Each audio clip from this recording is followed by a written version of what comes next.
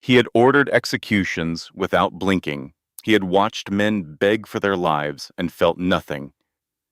Dominic Vasquez was the most feared man in Chicago, and he knew it. But nothing in 28 years prepared him for the moment a barefoot, half-frozen little girl walked into his war room at 3 in the morning and asked him one single question that cracked him wide open. This channel is where mob bosses learn what love really means, where broken families are rebuilt from the rubble, and where the most unlikely people become each other's salvation. The people who have survived the most darkness often become the ones who carry the brightest light for others. If that hit you somewhere deep, like this video, share it with someone who needs it, leave a comment telling us what you felt, and subscribe to join a community that believes in the power of human connection. The door creaked open. A man filled the entire frame.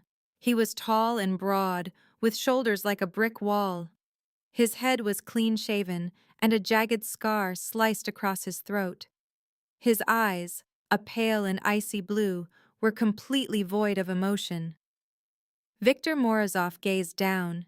He saw a little girl, barefoot in flimsy sandals, with lips the color of old bruises. She had the eyes of someone who had witnessed too much and endured a lifetime of hardship in just a few short years.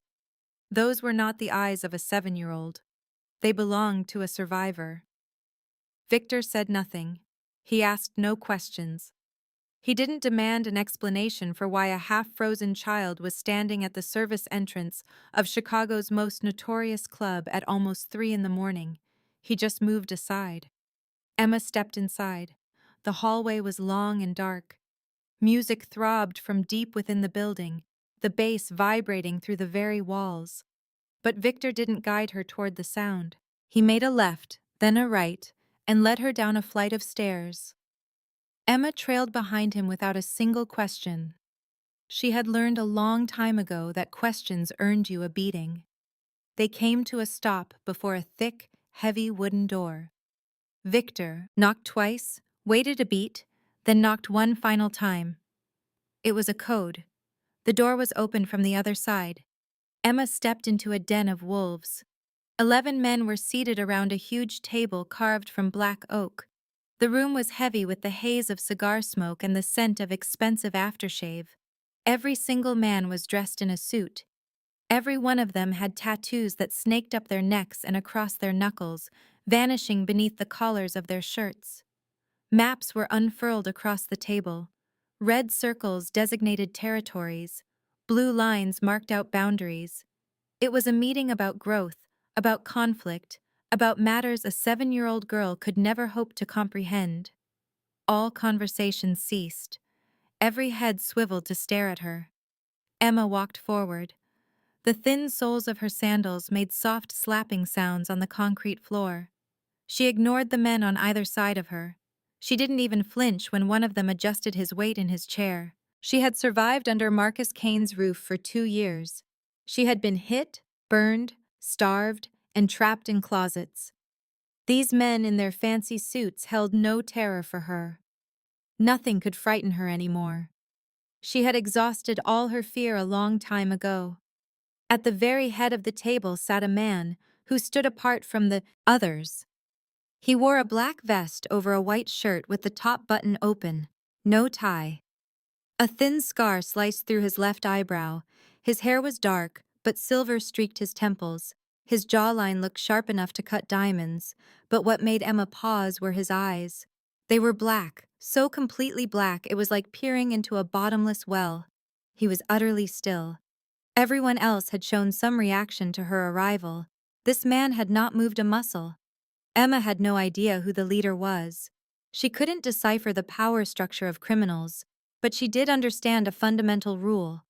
The one with the most power always sits at the head of the table. She stopped right in front of him. "Are you the one who makes bad people go away?" Her voice was raw and raspy. She hadn't had a drink of water in 2 days.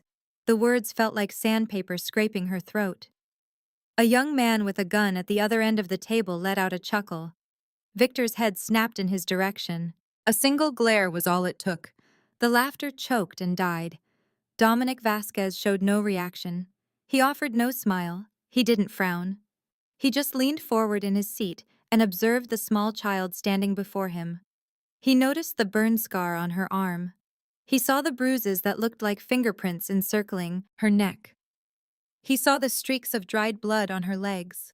He saw how her collarbone protruded sharply from beneath her paper-thin skin. Above all, though, he saw her eyes. They were green.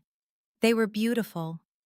They were eyes that should have belonged to a little girl who played with dolls and still believed in magic and fairy tales. Instead, they were vacant, lifeless. The eyes of a person who had already lost all faith in the world. Something deep inside Dominic's chest fractured. A memory broke through the surface. A little girl with dark hair and a smile missing a tooth. 8 years old, her laughter echoing in the summer sun. Isabella. His own sister's face suddenly overlapped with the face of this shattered child. Dominic lifted one hand, a simple, understated motion. Every man in the room rose to his feet, their chairs scraping loudly against the concrete. Without speaking a word, they all filed out. The door shut behind them with a solid thud. Now only 3 people were left: Dominic, Victor, and Emma. Silence settled in the room. Dominic focused on the girl. His voice was low and calm, the voice of a man who never had to shout to be heard. What bad people? Emma reached up with both her hands. She took the collar of her oversized shirt and pulled it down, revealing her shoulders, her chest, and her back. Scars, bruises, burns, and welts. New injuries, laid on top of old ones. It was a roadmap of pain etched onto the body of a child who weighed less than 40 pounds. She stared directly into his black eyes. All of them. Dominic stayed motionless for what felt like an eternity. He looked at the scars that marred Emma's small frame, and a dark, ancient anger began to stir behind his eyes. Victor. It was just one word. That was all he ever needed. Victor was already taking out his phone. Dr. Chen. Now. He stepped out of the room to place the call. The door clicked shut, leaving Dominic by himself with the child. Emma pulled her shirt back into place. She just stood there in the center of the room, waiting. She didn't try to sit. She had not been given permission. What is your name? Emma. What is your last name? I do not know. Marcus never told me my other name. Dominic's jaw clenched. Who is Marcus? He lives with my mom. He is not my dad. My real dad left a long time ago. How old are you? 7, I think? Or maybe 8? I do not know when my birthday is. The questions went on. Dominic asked them gently, one by one, and Emma answered. There was no emotion, no tears.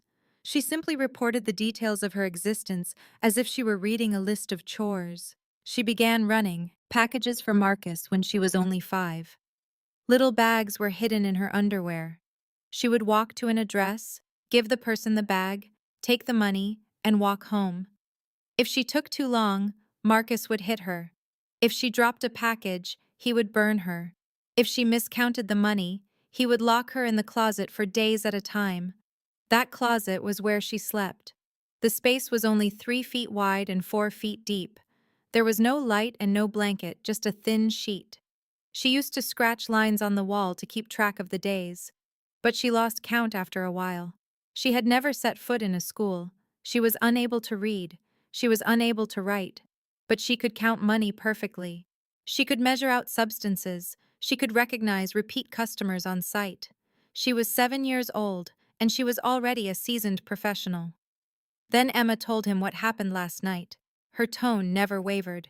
It remained flat and hollow, as if she were telling a story about a stranger. My mom brought a man over. She told him I know how to be quiet. She said I would not cause any trouble. Dominic's hands clenched into tight fists under the table. He tried to take my clothes off, so I bit him as hard as I could until I could taste blood. Then I ran. For how long did you run? 3 hours? Maybe longer. I had no idea where I was going. Then I recalled something Marcus said about you. A heavy silence filled the room. Emma looked at Dominic.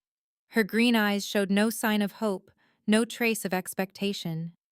It was a cold, pragmatic evaluation. I can work for you, she stated. I am very good at making deliveries. I am never caught. The police do not pay attention to little kids. I can be useful to you. I just need a place where Marcus cannot get to me. Dominic was unable to speak. His throat felt like it had been sealed shut. He had ordered men to their deaths without so much as blinking. He had watched people plead for their lives and had felt absolutely nothing. But this little child standing in front of him, offering her services as a runner in exchange for safety, had just shattered something inside of him. The silence stretched for 10 seconds. Victor stood near the door. He had ended the lives of 47 people. He had questioned men until they begged him to kill them. He had never once turned away from anything in his life. He turned away now. Emma observed them both. She could not comprehend their reactions. She didn't understand why the huge man with the scar on his neck had turned to face the wall. She didn't understand why the man at the table was speechless. Did I say something I was not supposed to? Dominic finally forced the words out. No, you did not. Then will you help me? The door swung open. A woman entered the room. She was in her mid-40s, her black hair streaked with silver and pulled back into a severe bun. In her hand, she held a medical bag. Her expression was composed and professional, but her eyes missed nothing. Dr. Sarah Chen's gaze moved from Emma to Dominic, and then settled back on the little girl. She knelt down. Hello there, sweetheart. My name is Dr. Chen. I am going to see if you have any injuries. Is that all right with you? Emma gave a small nod, having learned long ago that arguing with grown-ups was pointless. The checkup lasted 15 minutes. Dr. Chen was silent as she worked, her face becoming a stony mask, with each new injury she discovered and noted. After she was done, she joined Dominic outside the room. Her voice was a strained whisper. This little girl should not be alive. I found 3 old rib fractures that healed badly. There are second-degree burns on her arm. She is severely malnourished and shows signs of a violent encounter. She weighs only 40 pounds. That is the weight of a 4-year-old child. Dr. Chen's hand shook just a little. I cannot fathom how she is still living. I cannot fathom how she is even standing. I cannot fathom how she managed to walk in here and speak in full sentences. Dominic looked through the glass at Emma, who sat perfectly still, on the chair, just waiting. What is it that she needs? He asked. Everything, Dr. Chen replied flatly. She is going to need everything. Standing in the hallway with Dominic, Dr. Sarah Chen clutched her medical bag. Her voice was quiet and clinical, but you could hear the sound of something shattering just beneath the surface. 3 broken ribs, and they are old injuries. They healed improperly because nobody ever bothered to set them. It means every time she takes a deep breath, she feels a sharp pain. She has been living with that pain for months, possibly even years. Dominic remained silent, his jaw clenched so hard that the muscles in his neck stood out. A second-degree burn on her left forearm, perfectly round, about the size of a lit cigarette. She has at least 4 more on her back, all in different states of healing. Dr. Chen went on, her voice getting softer with every word. Extreme malnutrition. Her vitamin D levels are so low that her bones have started to soften. Based on my assessment, she has not been in the sunlight for any significant length of time for more than a year. Someone kept her hidden indoors. She stopped, and the next words were clearly the hardest to say. There is evidence of an attempted assault. It was not completed, but the pattern of the bruises suggests it was tried more than once. She fought him off. Every single time she fought him off. Dominic's nails dug so deep into his palms that he felt the skin tear, but he did not notice. She weighs 40 pounds, Dr. Chen repeated. A typical 7-year-old girl should weigh between 45 and 60 pounds. She is as small as a 4-year-old. Starvation has completely stunted her growth. Dominic's eyes were fixed on Emma through the window. She was alone in the room, unmoving. Her hands were folded neatly in her lap, her back was ramrod straight, and her gaze was locked on the opposite wall. She waited like a well-trained animal, conditioned not to move until given an order. Dr. Chen saw where he was looking. When I asked her when she had last eaten, she could not recall. She guessed it might have been 2 days ago when she found a snack in a trash can. A heavy silence filled the hall. She does not know her own birthday, Dr. Chen added quietly. She does not know her last name. She has no idea how old she is. Old. She actually asked me. For the first time, the doctor's professional mask cracked. She asked me if she needed to pay for my help. She told me she had $7. She took it from Marcus's wallet just before she ran away. Dominic squeezed his eyes shut. $7. A child who had never been shown an ounce of kindness just assumed everything came with a price, because in her life, it always had. He turned away from the window and took out his phone. The first call went to Marco, his tech expert. Marcus Kane. I want everything you can find. His address, his criminal record, his friends. I want his daily routine. You have 20 minutes. The second call was to his mother, Elena. Get the safe room ready at the shelter. We have a child 7 years old with severe trauma. She is going to need care around the clock. The third call went to the club's kitchen. I need soup, something light and warm. Bring it to the back room right now. He ended the call and walked back into the room. Emma's head snapped up the moment he entered. Her eyes followed his every step, the way a prey animal tracks a predator. Constantly watching, constantly planning a way out. Are you sending me back to him? No. Are you going to make me work for you? No. Then why are you doing this for me? Dominic did not have an answer to that question. At least, not one he could say out loud. Not one that would make any sense to a child who had never known what kindness felt like. The food came a moment later, a small bowl of simple chicken soup. It was plain and easy on the stomach. Emma just stared at it, as if it were a trap. It is safe to eat, Dominic said softly. She reached for the spoon, her small hands trembling. She took one sip, and then another. She ate with slow, deliberate movements, not out of politeness, but because her system had forgotten how to handle regular meals. When the bowl was half empty, she paused. Do I have to pay you back for this? Dominic felt a knot tighten in his gut. No. What happens when Marcus finds me? He is going to be so mad.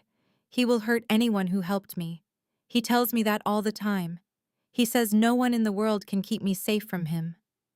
Dominic crossed the room and knelt so they were at eye level. He made no move to touch her. He did not reach for her. He knew that any sudden motion would terrify her, that for her, physical touch was just another word for pain.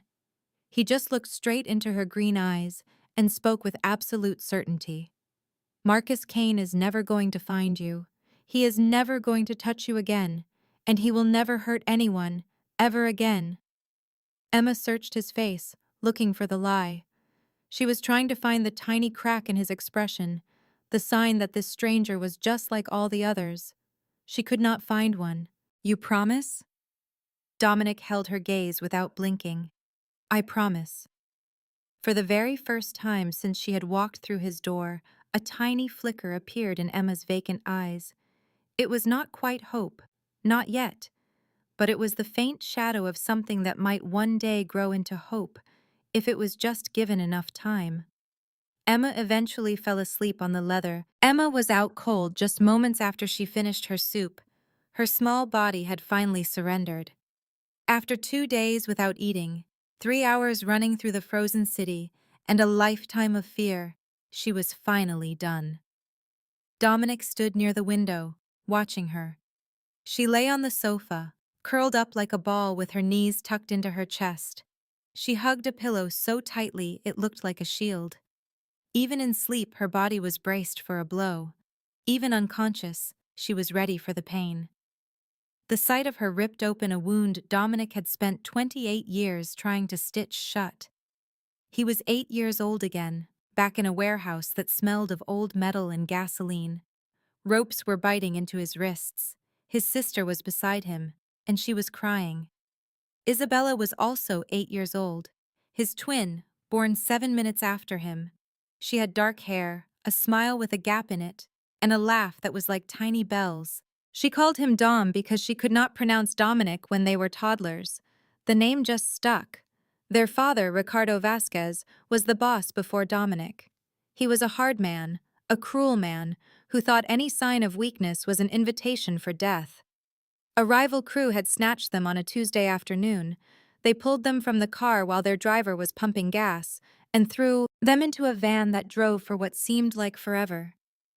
The demand for ransom arrived that night. $2 million for both children. Ricardo said no. "We do not negotiate with those animals," he told his crew. "If I pay now, every enemy I have will see my children as a weakness. They will never be safe." The kidnappers sent a reply. They made Dominic watch. Isabella cried out his name. She cried for their father. She cried for God. And then she stopped crying. They released Dominic after that. They left him on the front steps of his father's mansion like a piece of trash. He was a message, a warning, a lesson about what happens to the children of men who refuse to pay. Dominic did not utter a single word for 2 years after that night. The professionals called it severe post-traumatic stress disorder. They called it traumatic mutism. They gave it all sorts of names that did not change the reality that his sister was gone, and he had been forced to see it happen. Ricardo died 5 years later from a heart attack. Some whispered it was the stress. Others said it was the guilt eating him alive. Dominic did not care either way. He felt absolutely nothing as they put his father into the ground. He took over as boss when he was 21. The very first thing he did was hunt down every last man involved in Isabella's murder. It took him 3 long years. He found every one of them. He ended them all, some of them quickly, and some of them not. The second thing he did was to create a new rule that would be the cornerstone of his leadership. No one harms children in Vasquez territory, ever, for any reason at all. Anyone who broke that rule simply vanished. They were not arrested. They were not warned. They were just gone. 28 years. And he had never once bent that rule. 28 years. And the memory of Isabella still jolted him awake in the dead of night. And now he stood there, watching another broken child sleep. The past and the present were bleeding into one another. Victor materialized next to him, as quiet as a shadow. "What are you going to do with her?" Dominic did not take his eyes off Emma. "The same thing I wish someone had done for Isabella." Victor gave a slow, deliberate nod. He did not ask what that meant. He already knew. Dominic's phone vibrated. "Marco, report." His name is Marcus Kane, 38 years old. He's a small-time pusher for the Santos crew. Lives at 1847 Ashland Avenue, on the 3rd floor. His record shows assault, domestic violence, possession with intent to sell. All minor stuff. He is a nobody. What more do you have? He is searching for the girl, and he is desperate. He has been on the phone all night. The word on the street is that she knows too much. She saw things she was never supposed to see. She heard names she was never supposed to hear. Dominic's hand tightened around his phone. "What names? We do not know yet. But Santos is on edge. A 7-year-old girl is making them nervous. That means she is either incredibly valuable or incredibly dangerous. Or maybe she is both." Dominic looked over at Emma, who was still asleep, still holding that pillow as if her life was tied to it. "Find out what she knows. And find me Marcus Kane." He ended the call. Victor observed him with a watchful eye. "Santos is not going to like us getting involved in this. I do not care what Santos likes. This could ignite a war." Dominic finally turned away from the window. His dark eyes were filled with a cold, unbending certainty. Then a war is what it will be. It was 6:30 in the morning. The sun was not up yet. Chicago was still cloaked in darkness, still locked in ice, still fast asleep. Dominic was not asleep. He was sitting in the back of a black sport utility vehicle, watching the city blur past the darkened windows. Victor was behind the wheel. 4 of his men were in a second vehicle behind them, heading for 1847 Ashland Avenue, 3rd floor. The apartment building looked like it was slowly dying. It had cracked walls, shattered windows covered with cardboard and duct tape, and spray paint on every wall. It was the kind of place people came to disappear. The kind of place where nobody would hear you scream. They skipped the elevator. It had probably been out of service for years. The stairwell smelled of stale urine and rotting trash. The crunch of used needles sounded under their boots. On a floor above them, a baby was crying. 3rd floor, apartment 312. Victor did not bother to knock. He kicked the door one time. The wooden frame cracked. The lock was ripped out of the decaying wood. The door flew open and slammed against the inside wall with a loud bang.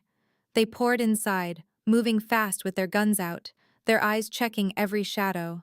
The apartment was tiny. A single room acted as the kitchen, the living room, and the bedroom. There was a bathroom that had no door. Garbage was everywhere. Empty liquor bottles, burnt spoons, and needles were scattered on the floor like dead leaves in the fall. Marcus Kane was not there. But someone else was. A woman was lying on a mattress in the corner. There were no sheets or blankets, just a bare, stained mattress on the floor against the wall. She was trembling, not from the cold, but from withdrawal. Lily Sullivan was 26 years old. She looked closer to 40. Her cheekbones were sharp points under skin as thin as paper. Her eyes were so sunken they seemed like dark, empty holes. A road map of needle marks covered both of her arms. Angry red lines that ran. Her arms were a road map of scars from her wrist to her elbow. She had on a tank top and underwear, and that was it. The shirt just hung off her skeletal body, motionless in the still air, right as 5 armed men stormed into her apartment. She did not scream. She did not try to run. She hardly even moved. The withdrawal had pushed her so far down that fear could not reach her. "Marcus sent you," she said, her voice a dry, rasping whisper. It was the voice of someone whose throat had been ruined by years of cigarettes, screaming, and long periods of silence. "Tell him I will have the money soon. The girl will be back. She always comes back." Dominic paused in the doorway, sizing her up. This was Emma's mother. This empty, broken shell of a person was the one who had given birth to that little girl. The one who was supposed to keep her safe. Instead, she had sold her to complete strangers for drug money. "How much?" Lily blinked, her eyes struggling to focus. "What? How much did you sell your daughter for?" "I did not sell her." Lily clawed at her arms, her fingernails digging red lines into the damaged skin. "It was not selling. It was more like renting. Just for a little while. She always comes back. She is a good girl. She knows to be quiet." Dominic felt a red haze cloud his vision. His hands clenched into tight fists. Every single fiber of his being urged him to walk across that room and put an end to this woman's pointless life. Victor placed a hand on his shoulder, a firm and grounding touch. "She is not worth it," Victor said in a low voice. "She is not worth the stain on your soul." Dominic took one breath, then another. He looked at Lily Sullivan and saw a person beyond saving. There was no regret, no guilt, not even a hint that she understood what she had done. He saw only an addict, desperate for her next fix, annoyed that a group of strangers had interrupted her misery. "Take her," he ordered. "Mandatory rehabilitation. A facility somewhere out of state. She is not to contact Emma. She is not to come anywhere near Emma. Not until I give the word." 2 of his men stepped forward. Lily put up no fight. She did not have the energy. "Where is Emma?" she mumbled as they pulled her up from the filthy mattress. "I need her. Marcus will be furious if she is not here. She is supposed to work tonight." Dominic spun away. He could not stand to look at her for another second. He started walking through the apartment, searching for something he hoped he would not find. The closet door was slightly ajar. He pushed it open. The space was 3 feet wide and 4 feet deep, with no light and no air. A single thin blanket was bunched up on the floor. Next to it was a stuffed rabbit, so old it had turned gray, and it was missing an ear. Someone had loved it very much, a long, long time ago. Now it just looked defeated, and on the wall there were scratches, hundreds of them, carved by tiny fingernails into the plaster. They were arranged in sets of 5. They were tally marks. Emma had been counting the days. She had been counting the hours. She had been counting the minutes until someone, anyone, would finally come to save her. Dominic reached down and picked up the small rabbit. He held it in his hands, and he felt something inside of him turn to cold, hard steel. Marcus Kane was going to die. That was a fact. But before he died, he was going to suffer. Marcus Kane knew something was terribly wrong the second he turned onto Ashland Avenue. He had spent the entire night looking for Emma, checking all the usual places. The alleys where the street kids huddled together. The shelters that did not ask too many questions. The street corners where runaways sold what little they had for something to eat. Nothing. The girl had disappeared into thin air. Now, as he climbed the stairs to his apartment at 7 in the morning, he could feel that something was wrong deep in his bones. The door was open, not just unlocked, but hanging wide open, barely attached to the frame. He pulled out his gun and stepped inside. The whole place had been completely tossed, drawers pulled out and dumped. Mattress had been overturned. Every secret spot he had ever used was discovered and torn apart. Lily was missing. Emma was missing. And there on the wall, spray painted in large black letters, was one name: Vasquez. A cold dread washed over Marcus. He snatched his phone and called his contact inside the Santos gang. His hands were trembling. "It is Kane. I have got a problem." "We know," the voice on the other end answered coldly. "Vasquez has your girl. The entire South Side is buzzing about it." "I need help. You need to handle this," the voice interrupted him. "That girl saw things. She was there for the Hernandez deal. She was at the warehouse when we had our meeting with Councilman Peters. She knows names. She knows faces." Marcus squeezed his eyes shut. It all came rushing back to him. All the times he had brought Emma with him because having a child around made people lower their guard. The time she had sat quietly in the corner, just watching, as he took care of business. She had witnessed everything. "If she talks," the voice went on, "a lot of people are going to prison. Important people. People who are a lot more valuable than you are." "She will not talk. She is 7. She does not understand what she saw." "Vasquez has her now. Do you think he will not ask her questions? Do you think he will not figure out exactly what she knows?" There was only silence. "Find the girl. Make sure she stays quiet. Or we will make sure you stay quiet. You have 48 hours. The line went dead. Marcus stood all alone in the wreckage of his apartment and knew he had made a catastrophic mistake. 30 miles to the north, in a farmhouse tucked away in the woods, Emma Sullivan opened her eyes. For a second, she had no idea where she was. The room was filled with light. Sunshine poured through real windows that had real curtains. The bed she was on felt soft. The sheets were clean. The air had the scent of lavender and freshly baked bread. It was all wrong. Everything was completely wrong. Emma's heart started to pound in her chest, which grew tighter and tighter. She could not breathe. She scrambled out of the bed and crammed herself into the corner of the room. Her back was flat against the wall. Her knees were pulled up to her chest, and her arms were wrapped tightly around herself. There was too much space, too much light, and it was too quiet. Something terrible was about to happen. It always did. The door creaked open. Emma flinched, pushing herself harder into the corner. An older woman walked in, maybe 58 or 60 years old. She had silver hair, cut short and practical. Her kind eyes were set in a face that had seen far too much, but had chosen to keep smiling anyway. She did not come closer. She did not say a word. She just lowered herself to the floor, about 3 meters away from Emma, and waited. The minutes ticked by. 5, 10, 15. The woman did not stir, did not get restless, and did not try to break the silence with pointless words. She simply sat there, as patient as a stone. 20 minutes passed. Emma's voice shattered the silence like a sheet of thin ice. "Are you going to hit me?" "No," the woman answered. "Never." "Everyone says that."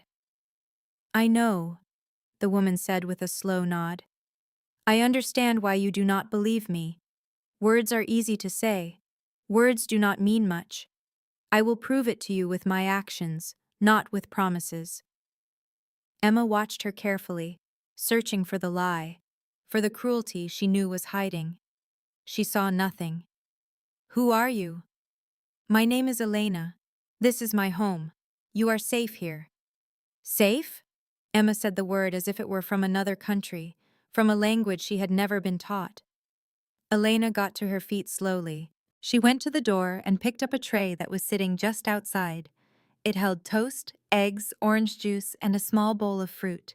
She placed it in the middle of the floor, not so close that it felt like a threat, but not so far that it seemed like a trap. Then she walked back to the door. "Eat when you feel ready. Take all the time you need." She left. The door remained open. Emma stared at the food, then at the open door, and then back to the food again. She could not make sense of it. Why was she not locked in? Why was no one watching her? Why was she being given food when she had not been told to work? Nothing added up. But the smell of the warm meal drifted to her, and her stomach clenched with a sharp pang of hunger. Slowly, cautiously, she began to crawl toward the tray. 3 days went by at Elena's farmhouse. 3 days of fresh sheets, hot meals, and doors that were never locked. 3 days of sunlight streaming through the windows and adults who spoke in gentle voices and never, ever raised a hand. Emma did not trust a single bit of it.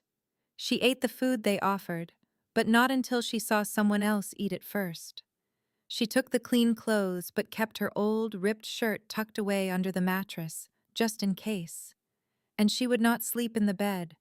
Every single night, she would crawl underneath it. The space was small, dark, and tight. It was like her closet. It felt safe. Elena saw all of this, but did not say anything. She knew that you could not force someone to heal. There were 8 other children living at the farmhouse.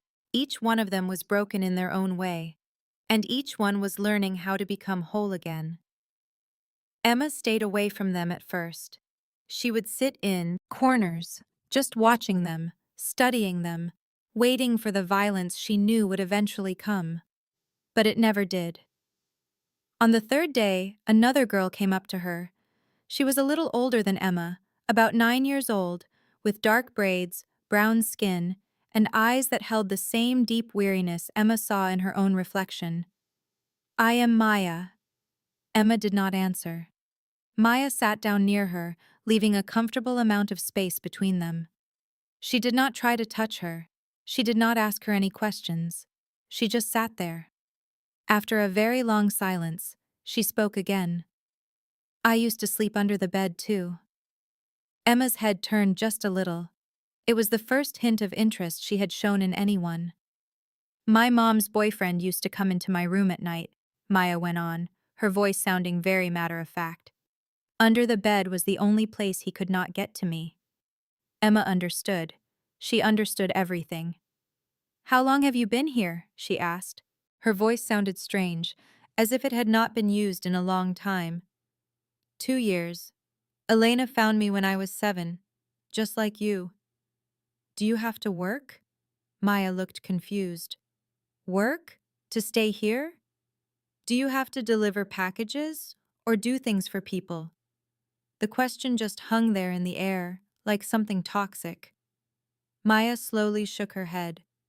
"No, We do not have to do anything. We just get to live here. That is all. That does not make any sense. I know.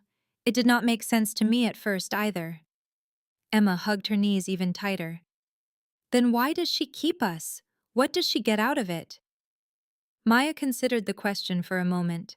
Then, she said something that seemed to crack open a locked door deep inside of Emma's chest.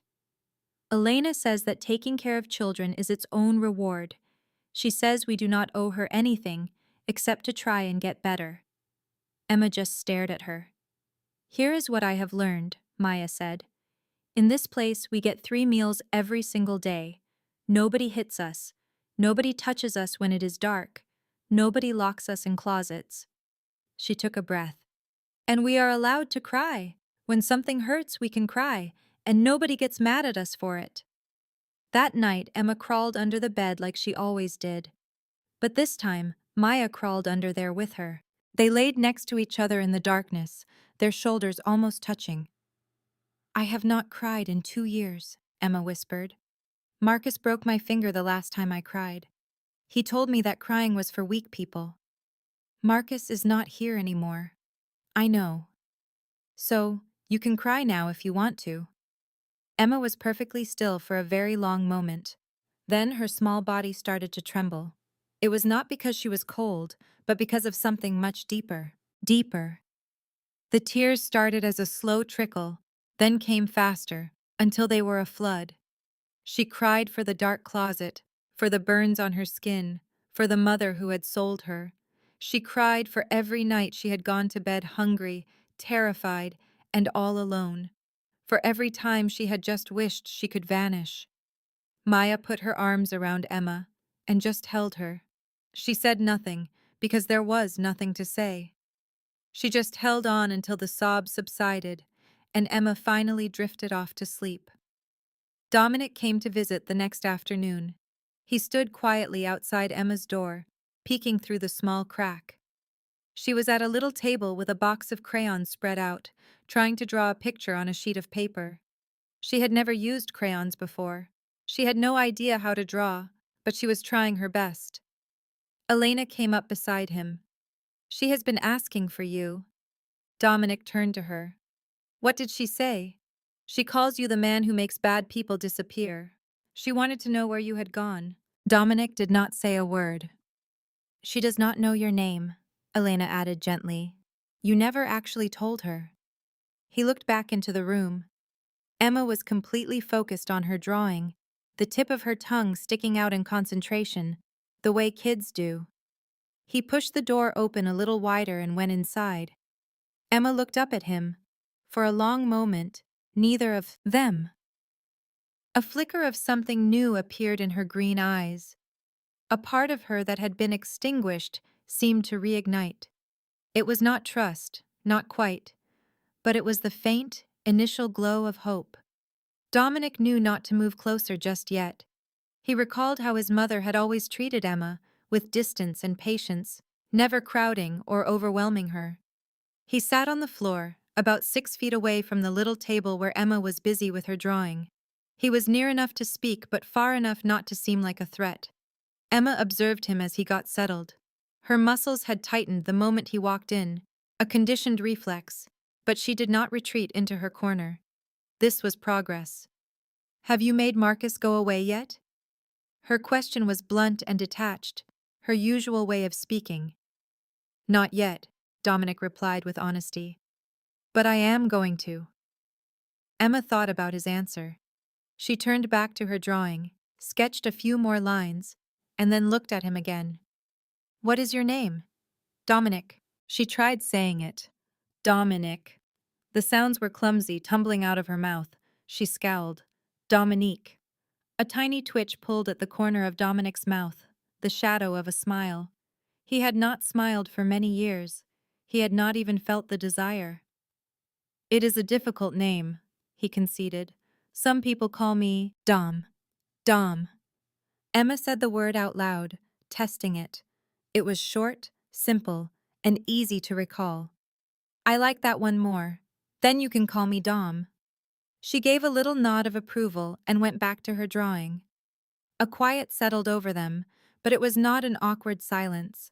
It was the kind of quiet shared between two people who did not feel the need to fill every moment with words. A few minutes later, Emma held the paper up. I drew this. Dominic leaned forward a little to get a better look.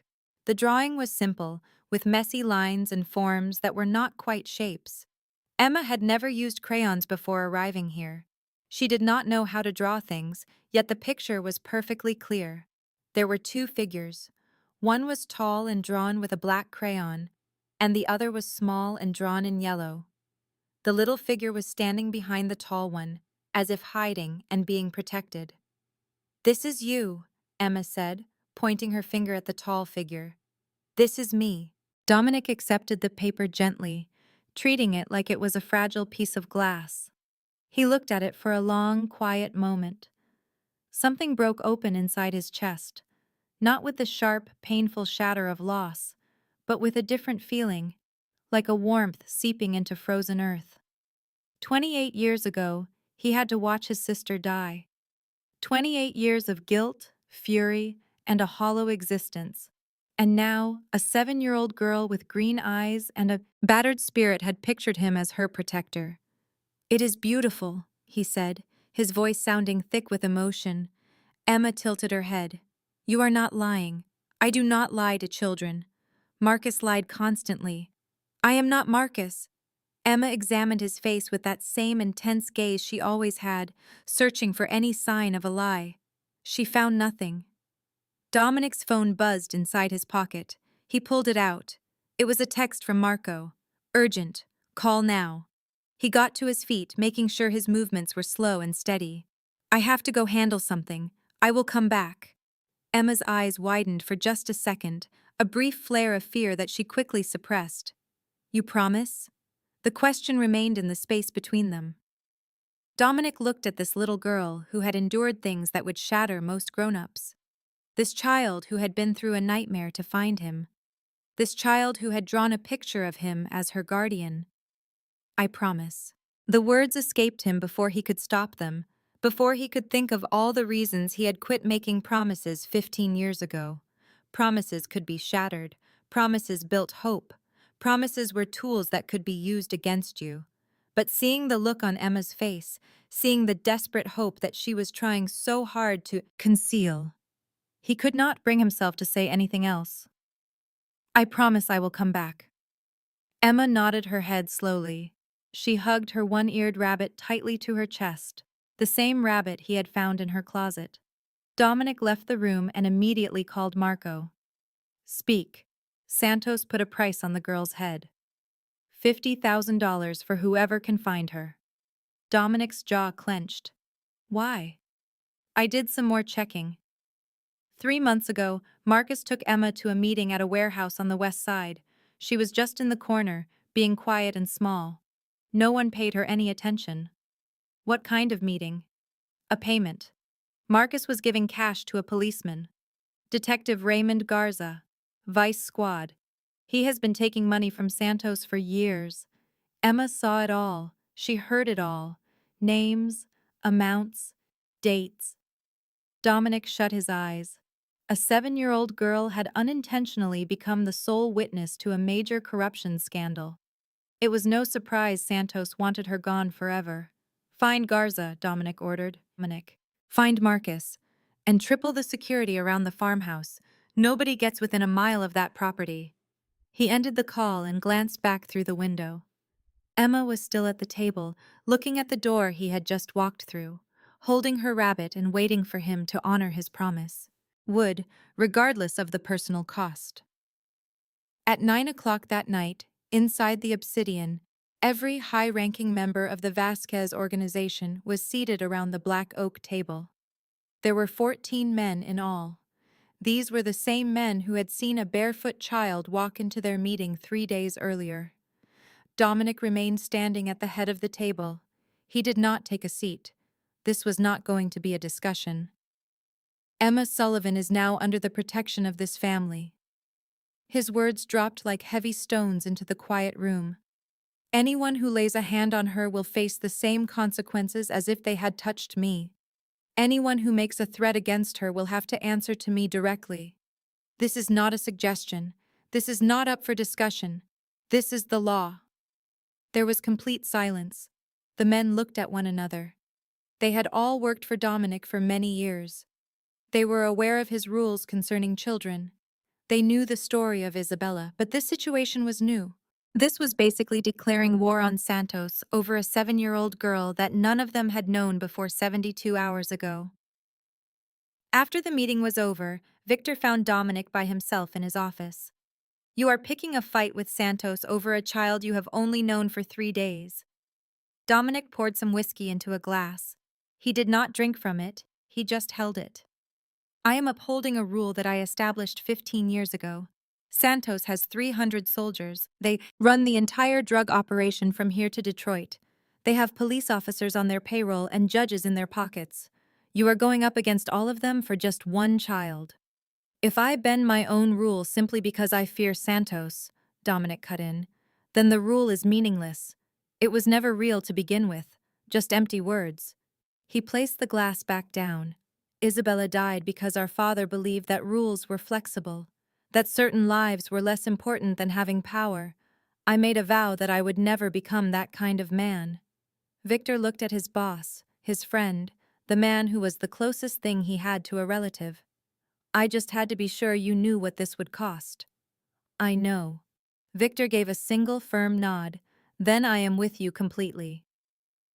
2 hours later, Dominic's car came to a stop in front of a warehouse on the west side of Chicago. This was Santos's territory. He went inside by himself. Carlos Elu Mendes sat at a table with 8 armed guards surrounding him. He was 53 years old, heavily built, with a silver beard and cold eyes that had seen men die without flinching. He smiled when Dominic walked in. "Vasquez, coming into my territory all alone. You have either lost your mind or you have become soft." He leaned back. "I heard you are sheltering some kid, making trouble over a little girl. That is not the Dom I used to know." Dominic halted 10 feet from the table. "Marcus Kane harmed a child within my territory. He used her to transport his drugs. He allowed men to pay for access to her. That is a direct violation of my rules. Your rules are not for my people. They are for everyone in Chicago." Mendes let out a laugh. "The girl is aware of too much. She saw things. She heard names. She is a risk. She is 7 years old. She is a witness. Witnesses are made to disappear. That is the way this business works." Dominic's tone of voice never changed. It did not get louder. It did not shake. Just try to make her disappear. The air in the room suddenly grew colder. Mendes's smile vanished. His guards tensed up, their hands inching toward their firearms. "Are you threatening me, Dom? I am making a declaration. Emma Sullivan is mine now. If anyone from Santos even gets close to her, I will burn your entire organization down to the foundations. Every warehouse, every safe house, every single soldier. I will not rest until nothing remains but smoke and ash." Mendes stared at him. The silence grew longer. 10 seconds, then 20. Both groups had their hands on their weapons. Both were weighing the odds, calculating the price, and judging the other's determination. Mendes saw something in Dominic's eyes that gave him pause. It was something unbreakable. It was something that could not be purchased, threatened, or negotiated with. This was not about territory. This was not about business. This was a personal matter, and personal matters made men irrational and dangerous. Mendes slowly leaned back.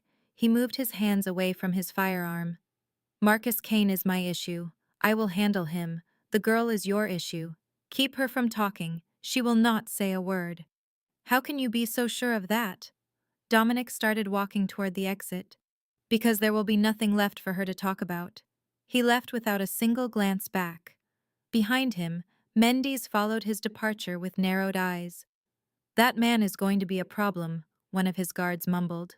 Mendes remained silent. He was already thinking about how much a war with Vasquez would end up costing him. It was too much for the time being. But the girl remained a loose end, and loose ends often had a way of tying themselves up. At 3:12 in the morning, 5 days after the meeting with Mendez, Marcus Kane was hiding in the woods behind Elena's farmhouse, his eyes fixed on the windows, searching for any sign of movement. He did not trust Mendez. He did not trust anybody. The Santos boss had ordered him to stay put, to let the situation cool down, to be patient. Marcus was tired of being patient. That little girl had destroyed everything. His entire business, his reputation, and his very life were on the line. Each day she remained alive was another opportunity for her to speak. So he had brought in 4 men, complete outsiders, freelancers who took cash and never asked questions. They had no ties to Santos and no loyalties to anyone except money. It had cost him $10,000 just to find the farmhouse. A guard on Vasquez's payroll, a man who clearly valued money more than his own life, had given up the location. Now, Marcus watched his team move through the woods, like shadows among shadows, approaching from the back where security was lightest. Inside the farmhouse, Emma's eyes flew open. She could not say what woke her. Maybe a sound, or just a feeling. The same sixth sense that had kept her alive in Marcus's apartment for 2 long years. Something was terribly wrong. She stayed completely still beneath the bed, listening intently.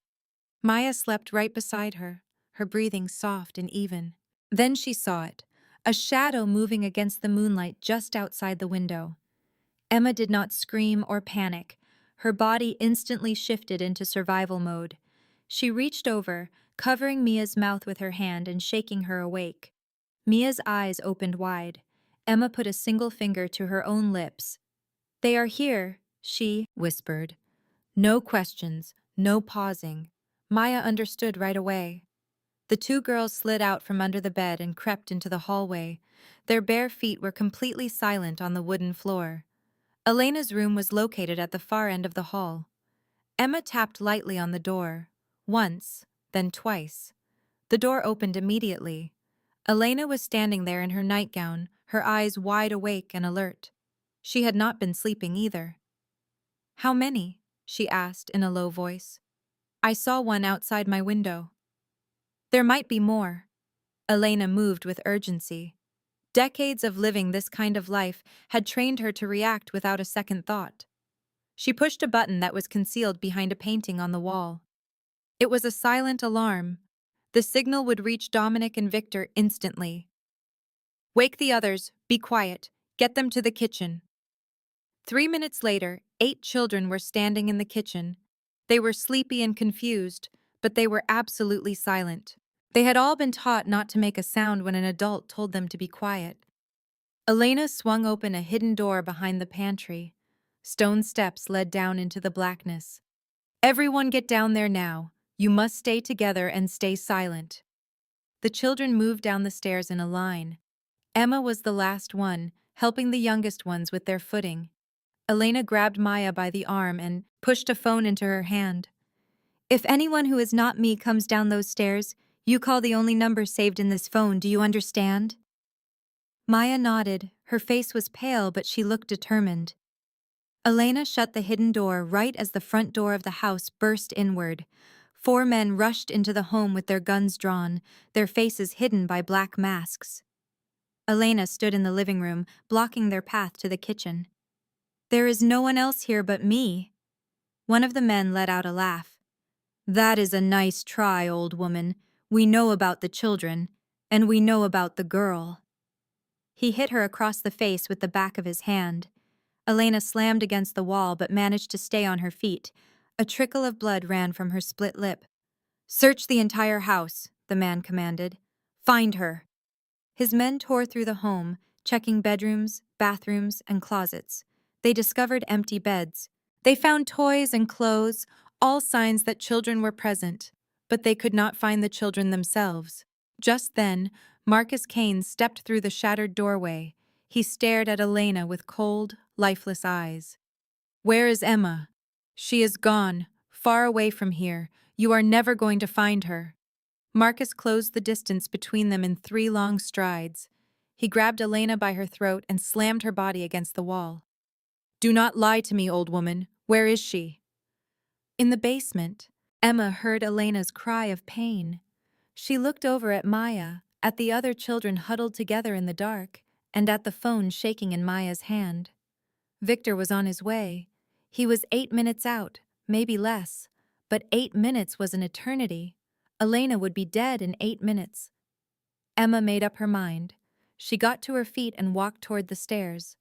Emma, no, Maya hissed. But Emma was already climbing. She pushed the hidden door open and stepped into the kitchen. From there, she walked into the living room, where Marcus was holding Elena against the wall with his hand wrapped around her throat. I am here. Every single head turned. Emma stood there in her pajamas, looking small, thin, and fragile, staring at the man who had tormented her for 2 years. Let her go. I am the one that you want. Marcus shoved Elena aside and turned his attention to Emma. His eyes burned with a cold rage. For 2 years he had controlled this child. For 2 years he had used her. And she had escaped, running straight to the one man in all of Chicago who could ruin everything for him. You have caused me a great deal of trouble, little girl. Emma stood in the doorway, her arms hanging at her sides, with her chin held high. She did not run. She did not cry. She had used up all of her tears a very long time ago. I know. Marcus crossed the room in 3 quick steps. His hand shot out and seized a handful of her hair, pulling her off the ground. Emma gasped in pain but refused to scream. You are coming home with me, Marcus hissed, his face just inches from hers. And this time, you are going to learn how to stay quiet for good. Behind him, Elena struggled to get up. One of the masked gunmen kicked her hard in the stomach. She collapsed to the floor, fighting to breathe. Emma looked at Marcus, into the eyes of the man who had burned her, starved her, locked her away in closets, and let strangers touch her for money. And she felt something that she had never once felt in his presence. It was not fear, it was certainty. Dom will kill you. Marcus laughed. It was a sharp and ugly sound. Vasquez, he does not care about you. You are nothing, just a skinny little drug runner. Why would the most powerful man in Chicago risk a thing for a piece of trash like you? Emma's voice was perfectly steady and clear. It was the voice of someone speaking an absolute truth. You do not know anything about him. Something changed in Marcus's eyes. A flicker of doubt appeared. The confidence in her voice did not fit the situation. It did not match what he would expect from a terrified child. Before he could say anything else, the night outside exploded. Gunfire suddenly erupted. It was the sound of automatic weapons, of screaming, and of men dying. Victor had made it in 6 minutes after the silent alarm was triggered, a feat that seemed faster than humanly possible. He had broken every single traffic law in Chicago to get there. His team descended on the farmhouse like a hurricane. The 4 hired gunmen were eliminated in seconds. They were not expecting professional soldiers. They were expecting to find an old woman and some kids. Marcus spun around toward the back door, dragging Emma along with him. She was now his shield, his only means of protection. Victor appeared in the hallway with his gun raised, his face looking like it was carved from stone. He had a clear shot at Marcus's head, but Emma was directly in his line of fire. Marcus held her tightly in front of him. He had one arm wrapped around her throat as he backed toward the exit. Do not come any closer, Marcus yelled. I will snap her neck. Victor did not move. His weapon remained level. His eyes followed Marcus's every step. Emma looked at Victor. Their eyes locked. And in that one instant, Emma understood everything. She understood the geometry of the entire situation. She understood that Victor could not take the shot. She understood that Marcus was going to escape with her if she did not do something. 7 years old. And she was calculating angles like a seasoned soldier. She knew what she needed to do. She had learned it from 2 years of living with violence. The only weapon she had ever had was her own teeth. Emma twisted her head and bit down on Marcus's arm with every bit of strength in her small body. She bit until she could taste blood, until she felt his flesh tear. Marcus screamed, and his grip loosened for just half a second. Half a second was all she needed. Emma threw her body sideways, hitting the floor and rolling out of the way. Victor fired a single shot. The bullet hit Marcus in the shoulder, spinning him around and dropping him to his knees. His gun skidded across the floor. Victor stepped forward, his weapon still aimed, and stood over the bleeding man. "My boss will be the one to decide what happens to you." Marcus looked up, clutching at his shoulder as blood poured out from between his fingers. "She is just a kid. Why does Vasquez even care about some worthless kid?" Victor's expression remained unchanged. "You would never understand." Over by the wall, Emma sat with her knees pulled up to her chest. Her body was beginning to shake. The adrenaline was wearing off, leaving her with the cold reality of what had almost happened. For the first time that night, she was trembling, but she was alive, and Marcus would never harm her again. Dominic's car raced through the darkness at 100 miles per hour. He was 20 minutes away when the silent alarm went off. 20 minutes that had felt like 20 years. Victor's voice had sounded over the phone, both calm and steady. "We have her. She is safe. Marcus is in custody. Safe. She is completely safe." But Dominic refused to slow down until he pulled into the farmhouse driveway, seeing the house ablaze with lights and his men positioned at every entrance. He walked in through the shattered front door. The living room was a total wreck. There was broken furniture, blood on the floor, and bullet holes in the walls, the aftermath of a violent struggle that had almost taken the life of another child. He found Emma in the kitchen. She was in the corner, with her knees pulled up to her chest and her arms wrapped around herself. Elena sat next to her with one arm around Emma's shoulders. A bruise was darkening on Elena's cheek, and there was dried blood on her lip. They were both battered, but they were both alive. Dominic moved across the room and knelt down in front of Emma. "I am sorry." His voice was choked with emotion. "I am sorry I was late." Emma gazed at him. Her green eyes looked enormous in her pale face. She studied him just as she always did, checking for lies, searching for any sign of betrayal. She did not find any. Without any warning, she threw herself forward and wrapped her arms around his neck. The force of it almost knocked Dominic over. She held on to him with a desperate strength, her small body shaking and her face pressed against his shoulder. And then she started to cry. These were not the silent tears he had seen before. This was different. This was the sound of a child who had finally, at long last, found a safe place. These were the tears of a person letting go of years of pain in one great rush. Dominic put his arms around her with great care, very gently, and just held on. He had not held a child since Isabella, 28 years ago. He had avoided it on purpose, not able to handle the reminder of what he had lost. But as he held Emma now, he felt something inside him change. Something that had been frozen for nearly 3 decades started to thaw. "You came!" Emma sobbed against his shoulder. "You really did come. I made a promise. Nobody ever keeps their promises." "I keep mine." He held her until the crying finally stopped, until her breathing became steady, and until she fell asleep in his arms, utterly exhausted. Then he carried her into a bedroom, laid her down on a clean bed, and covered her with a soft, warm blanket. He stood there watching her sleep for a long while. Then he left to go and deal with Marcus Kane. The warehouse was an abandoned, empty building, the perfect spot for conversations that would never be spoken of again. Marcus was tied to a chair. His shoulder was bandaged crudely, and his face was pale from loss of blood. 2 of Dominic's men stood as guards, but Dominic waved for them to leave. He wanted to be alone for what came next. He took a chair and sat facing Marcus, close enough to see the fear in the man's eyes. "Do you know who Isabella Vasquez was?" Marcus shook his head. His teeth were chattering, from the cold, from fear, and from the certain knowledge that he would not be leaving this room alive. "She was my sister," Dominic said softly. "My twin. She was 8 years old when they killed her. They made me watch them do it. They used her like she was a tool, like leverage, like an object to be thrown away when she was no longer of any use."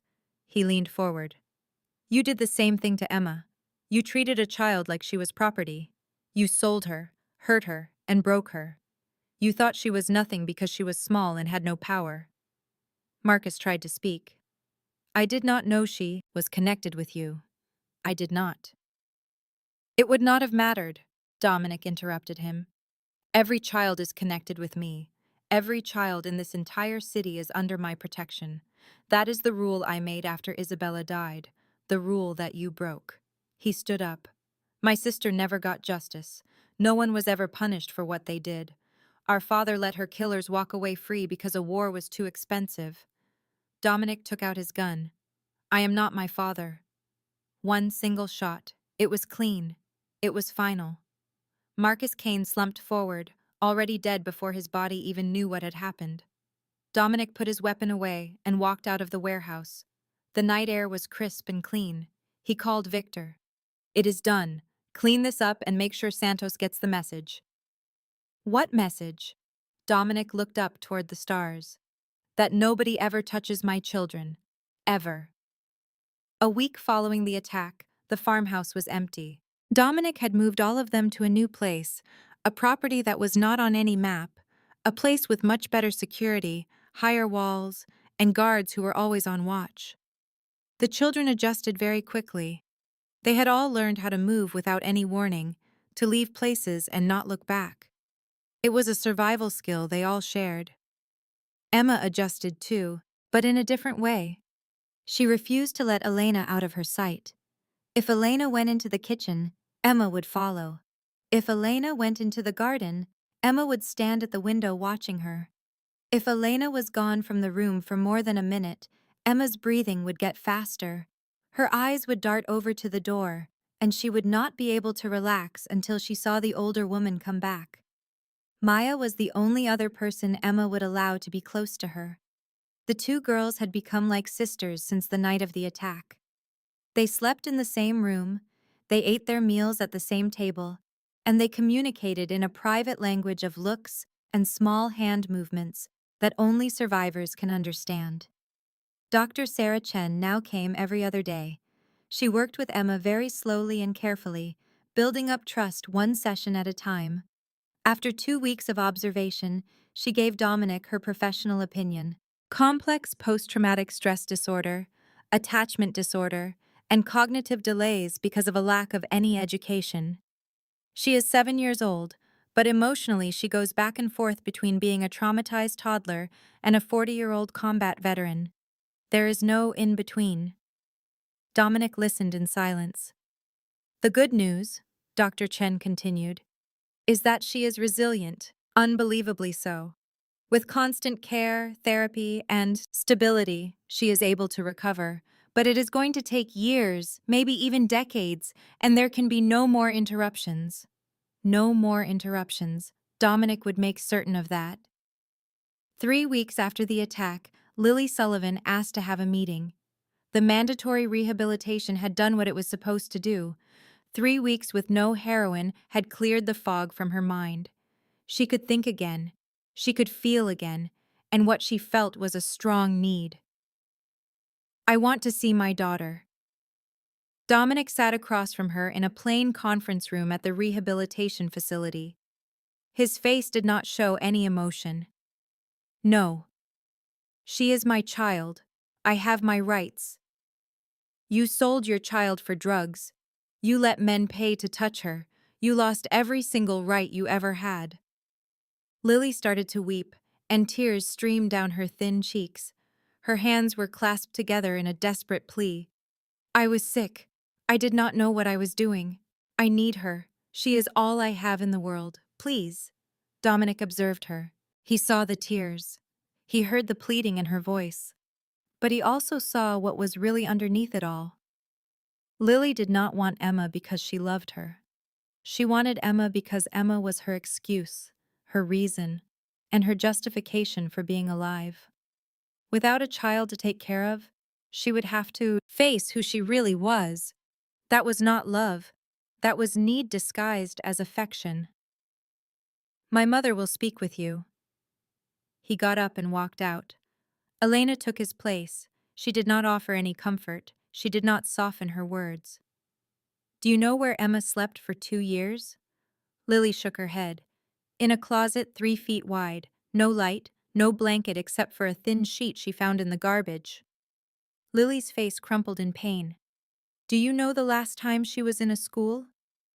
No answer came. She was 5. She is not able to read. She is not able to write. She does not know her own birthday. She does not know her full name. Elena leaned forward. Do you know the last time anyone told her I love you? The silence in the room was heavy and crushing. Emma will not see you until you prove that you deserve to be in her life. That could take years. That could take forever. That is not my decision or my son's. That will be Emma's choice when she is old enough to make it. Lily sobbed. What am I supposed to do? Get better. Not for Emma, for yourself. Because you owe it to the woman you were before the drugs took control of you. 2 days later, Lily was sent to a long-term rehabilitation facility in another state, far away from Chicago, and far away from Emma. She left without seeing her daughter, and Emma never asked about her, not a single time. She did not ask where her mother was, she did not ask if she was alive, and she did not ask if she was ever coming back. It was as if Lily Sullivan had never even existed. And that silence, that total lack of curiosity about the woman who had given birth to her, was the most heartbreaking thing of all. 2 months went by. The seasons changed. Winter started to loosen its hold on Chicago. The snow melted into mud, which then dried into solid ground. The sunlight lasted longer with each passing day. And Emma started to change. It began with learning how to read. A private tutor came 3 times a week. She was a patient woman named Mrs. Patterson, who was an expert in helping children with trauma. She did not push. She did not apply any pressure. She simply sat with Emma and introduced her to the alphabet, one letter at a time. Emma's brain, finally free from the constant job of survival, proved to be amazingly hungry for knowledge. She absorbed information like dry soil soaks up the rain. Letters became sounds. Sounds became words. Words started to have meaning. 6 weeks in, she read her very first word out loud. S-A-F-E. She looked up at Mrs. Patterson. What does this mean? It means you are protected. It means that no one can you any harm. It means that you do not have to feel afraid. Emma looked at the word for a very long time. I did not know this word before. Mrs. Patterson did not answer. There was nothing that could be said. This was a child who had never learned the word safe because she had never once experienced what it felt like. Every weekend, Dominic would come to visit. He would show up on Saturday afternoon and would not leave until Sunday evening. He never made big speeches. He never tried to fill the silence with meaningless words. He simply existed in the same room as Emma, allowing her to get comfortable with him being there. They slowly built their own rituals. Dominic would bring a book with him, something simple. They started with picture books, and then they slowly moved on to more complex stories.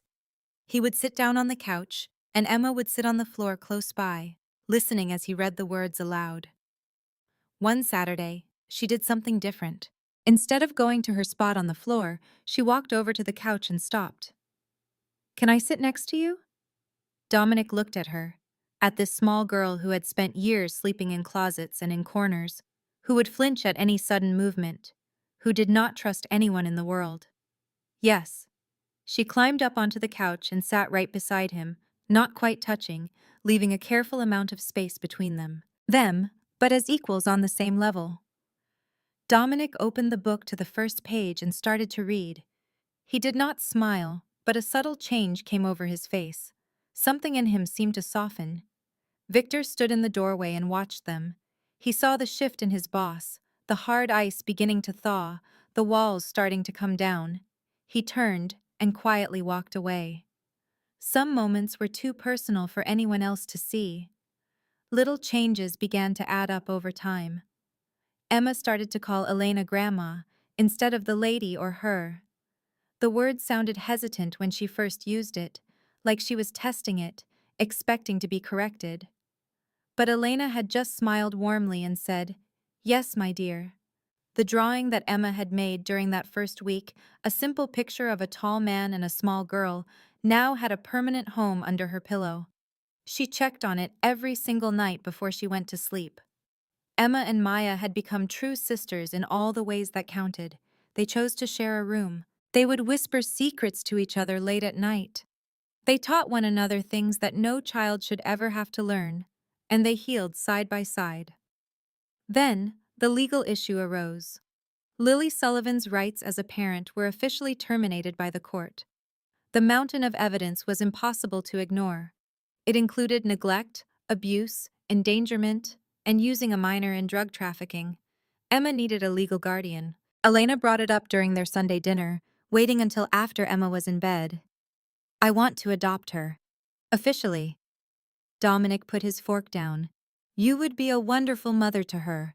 That is not what I asked you. She needs a stable home. You can give her that. Elena reached over the table and put her hand on her son's. Dominic, I am not asking who is the best person to care for her. I am asking if you want to be a real part of this little girl's life. He did not reply right away. His mind went to Isabella, to the vow he had made at her grave, to the strict rule he had set for himself, and the war it had nearly caused. He thought of Emma, of her green eyes and her silent bravery, and of the drawing she made of him as her protector. He thought about his future, his own future, a future he had always believed would be barren, cold, and lonely. I do not know the first thing about being a father. No one ever does until they try. Dominic glanced up the stairs, toward the room where Emma was sleeping. What if I fail her? Elena gave his hand a gentle squeeze. But what if you do not? Dominic did not give his mother an answer that night. He drove back into the city in total silence, turning her question over and over in his mind like a heavy stone that he could not set down. 3 days went by. He ran, he managed his empire.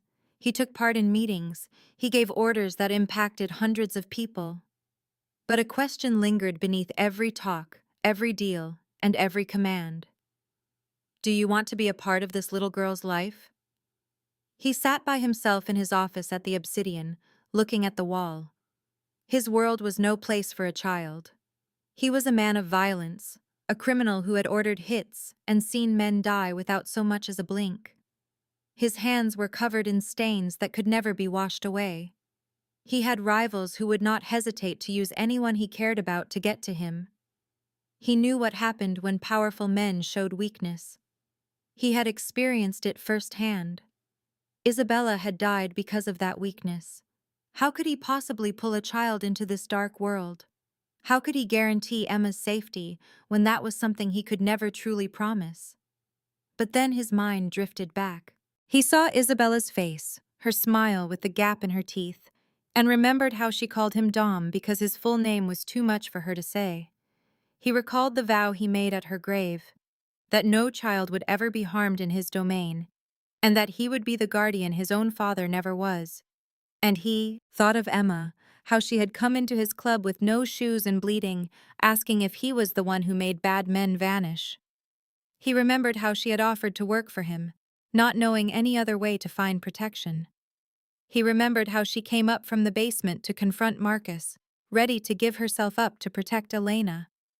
Emma wasn't just in his territory anymore. She had found a place in his heart, and that made all the difference. On the 4th day, Dominic returned to the safe house. He saw Emma in the garden, sitting on a wooden bench, watching butterflies flutter among the spring blossoms. Mia was close by, but Dominic needed to speak with Emma privately. Mia stepped away. Emma did not move. Dominic took a seat next to her on the bench. Their feet hung at different levels. His were flat on the ground, while hers dangled in the air. Emma, I need to ask you something. She shifted to face him. Her green eyes had seen far too much. Her face had learned to anticipate pain. Would you want to come live with me and Grandma Elena? Not in a shelter. I mean a real home, a place to stay for good. Emma's face remained blank. She was thinking it over, weighing the options, looking for the catch. You mean you'll just keep me? I want you to be a part of my family. A long silence settled between them. Then she started asking questions. They were careful and precise, the kind of questions a child learns to ask when they know everything comes with a cost. I will not have to work? No. I will not have to deliver things? Never. I will not have to do things for men? Dominic's heart shattered. Never. Not ever again. Not for anyone. I just need to be there? That is all. He slowly reached out, giving her a chance to move away, and gently took her little hand in his. You just have to be my daughter. That is the only thing. Emma looked down at their hands together. His was large and covered in scars. Hers was tiny and delicate. And then her face began to twist. The tears started to fall. These were not the quiet, scared tears he had seen before. These were different. They came from a place deep inside her, a place that had been sealed off for years. She was crying because someone wanted her, not for what she could do for them, not for what she could give them, but simply for being her. I want to, she choked out between sobs. I want that more than anything. She launched herself into his arms. Dominic wrapped his arms around her and held her tight. And then something occurred that had not happened in 28 years. Tears began to stream from his own eyes. They traced paths down his cheeks and fell into Emma's hair, and he made no effort to wipe them away. The ghost. The man who never left a clue. The boss who never showed a hint of weakness. There he sat in a garden under the warm spring sun, holding a 7-year-old girl, and he wept. He cried for Isabella, the one he failed to save. He cried for Emma, the one he could. He cried for the man he used to be and the man he was turning into. The adoption took 4 months to finalize. On the surface, it should have taken much more time. There were background screenings, home inspections, court dates, and mandatory waiting times. The entire system was built to be slow and cautious, to shield children from rash choices. But Dominic Vasquez had attorneys who knew exactly which judges to talk to.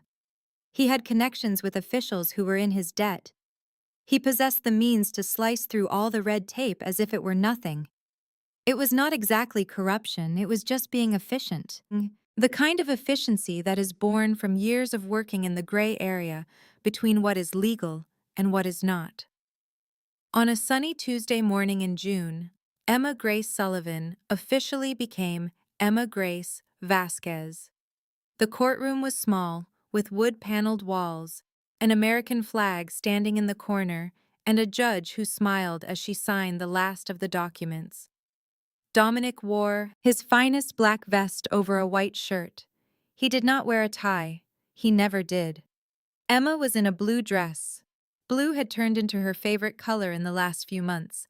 It was the color of the sky on a perfect day. It was the color of feeling safe.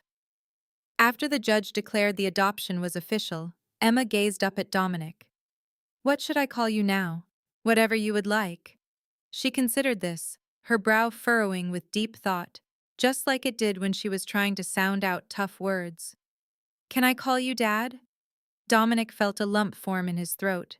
It had been 28 years since he last imagined someone calling him that. 28 years had passed since Isabella died. And he had promised himself he would never have kids. He would never take the risk of loving something that could be snatched away from him. He found he could not speak. He just gave a small nod. Emma broke into a smile. It was a genuine smile, the kind that lit up her eyes and changed her entire expression. Okay, Dad. Standing behind them, Elena gently wiped away tears from her face. Victor stood near the door with his arms crossed, his face a mask of neutrality, but his eyes were glistening. Life fell into a new rhythm. Emma went to live at Elena's house full-time. It was far more secure than any of Dominic's properties, much quieter, and a better environment for a child. But Dominic visited every day, without fail. He would show up in the afternoon and remain for dinner. He helped her with her schoolwork. He read her stories before bed. He started to learn things he never thought he would need to know. Elena showed him how to braid hair. It took him 2 weeks just to get a simple braid right. His large hands felt awkward and clumsy with the tiny sections of hair. Emma would sit there with endless patience while he practiced, never once getting upset when he accidentally pulled too hard or had to start all over for the fifth time. Emma showed him how to cook pancakes. He managed to burn 4 entire batches before they made something they could actually eat. The whole kitchen filled up with smoke. The smoke alarm blared twice. Elena had to rush to open all the windows. Emma was laughing through the entire mess. To Dominic, it was the most wonderful sound he had ever heard. Maya was adopted as well. Elena was adamant about not splitting up the girls. They had found their way to each other in a dark place, and she wanted them to grow up together in the light. The first time Emma called Dominic Dad in front of another person was with Victor. They were all in the living room. Victor had stopped by to give a report. Emma came bolting down the stairs, waving a sheet of paper. Dad! Dad! Look at my spelling quiz!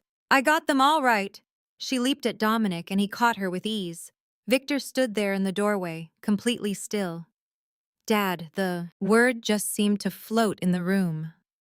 Dominic looked over at his most loyal soldier, his oldest friend, and he saw a crack form in that tough, emotionless exterior. Victor simply turned around and left without saying anything. Elena found him a little later, just sitting on the porch and staring off into space. Are you okay? I have known him for 20 years, Victor said in a low voice. I have never once seen him happy. Not a single time. Not until she came along. A year after the adoption, Emma brought home a reading exam. It was a perfect score. She had been the student who read the slowest in her class when she first started. The little girl who did not even know her letters. The child who had never even held a book. Now, she was at the top of her class. She burst through the front door, the paper squeezed tightly in her hand, and saw Dominic in the living room. Dad, I did it! I can read everything now! She jumped straight into his arms. Dominic held her close and looked down at the test. It was covered in red check marks, a perfect score, and a shiny gold star sticker. He folded it with great care and tucked it into his wallet. He knew he would keep it there for the rest of his days. 3 years went by. Emma turned 10. She was in the 4th grade now, not just keeping up with the other kids, but sometimes even ahead of them. She had made friends. She had a family. She had a life that the clean for 2 years. She wants to apologize. Do I have to see her? No. You never have to do anything you do not want to do. This is completely your choice. Emma stared at the flowers, the butterflies, and the wide-open sky. She took a full week to think about it. Then she came to Dominic with her decision. I want to see her. I have one question I need to ask. They arranged the meeting at a neutral place, a quiet office with plain walls and comfortable chairs. Dr. Chen was there, and so was Dominic. He stayed in the corner, watching everything, ready to stop the meeting at the first sign of Emma's distress. Then, Lily Sullivan walked into the room. She looked transformed, much healthier than before. Her face was fuller, and her eyes were clear. Her hair was clean and neatly brushed. She was dressed in simple clothes with no makeup. She looked like a version of herself from another lifetime, before the addiction, before Marcus, before it all fell apart. The moment she saw Emma, tears started to flow. Oh, baby, you are so big. You are so beautiful. Emma remained perfectly still. She sat in her chair with her hands folded in her lap, her expression calm. She watched the woman who gave birth to her cry with the cool distance of someone watching a stranger. Sit down, Emma said. I have a question. Lily took a seat across from her daughter, tears streaming down her face, her hands trembling. Ask me anything, please.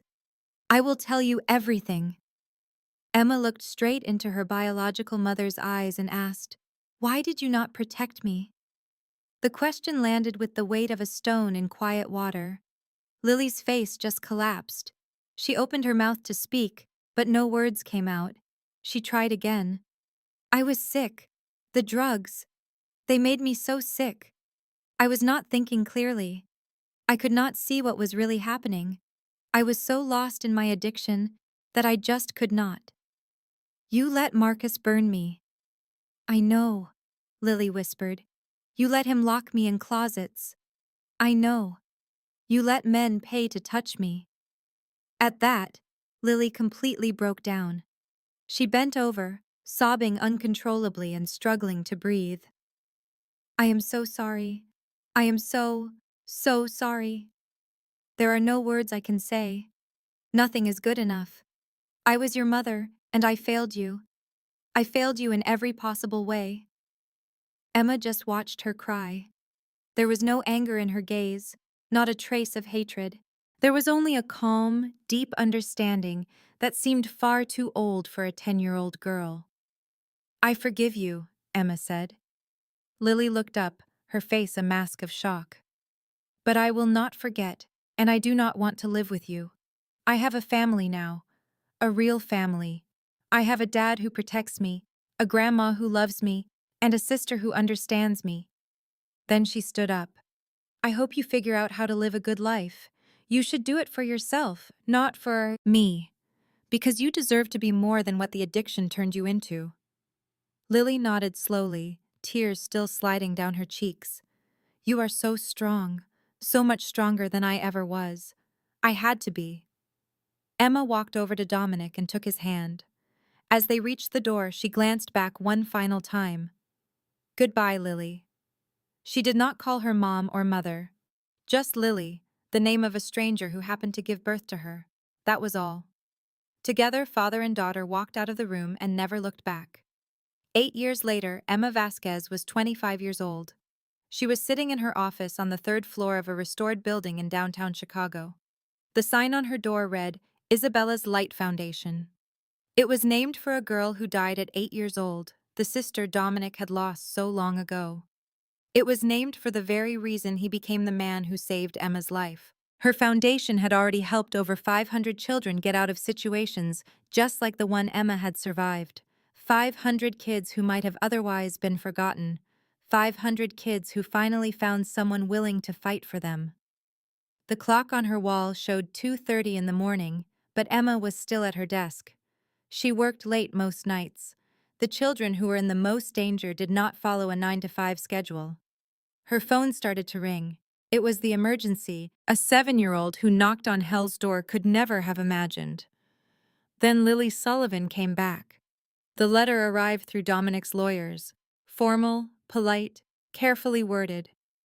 Lily had been clean for 2 years. She had completed rehabilitation. She had rebuilt her life in another state.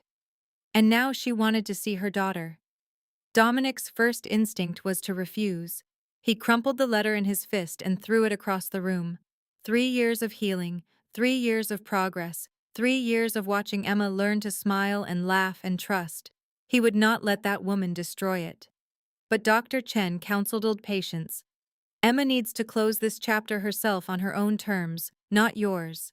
She is 10 years old. She is also a survivor of severe trauma. Denying her the choice will create questions she will carry forever. Let her decide.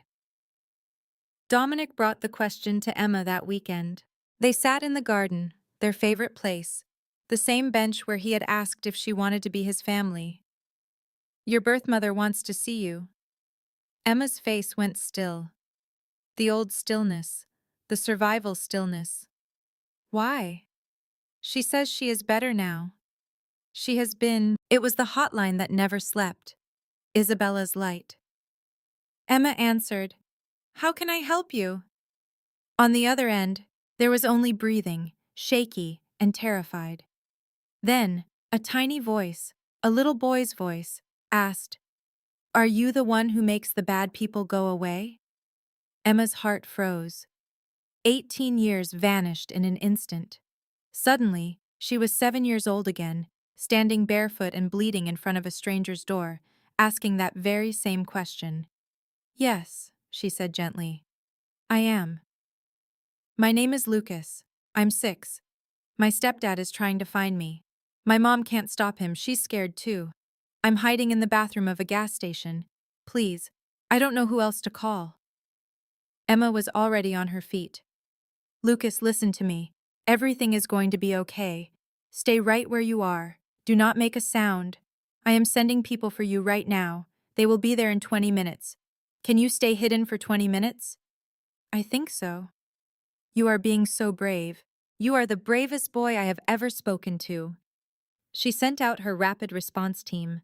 This was a special unit, funded by sources Dominic never officially listed. It was made up of former soldiers and police officers, people who knew exactly how to get children out of terrible situations without a trace. 20 minutes later, Lucas was safe. Emma went to meet the team at the Foundation's Welcome Center. The little boy was wrapped in a blanket, clutching a cup of warm milk with both hands. He was small for his age and very thin.